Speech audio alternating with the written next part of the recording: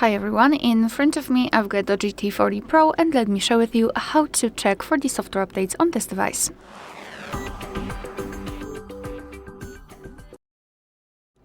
So let's start with opening the settings, and here in this left section scroll and find the system. So scroll all the way down actually. Tap on the system and here we've got the system update. So let's tap. Give the permissions. And here we've got the option. We will have the option check for the updates. Let's simply tap on it. But before, make sure that you've got the internet connection. I forgot to mention that. So first of all, the internet connection. And then tap on check for updates.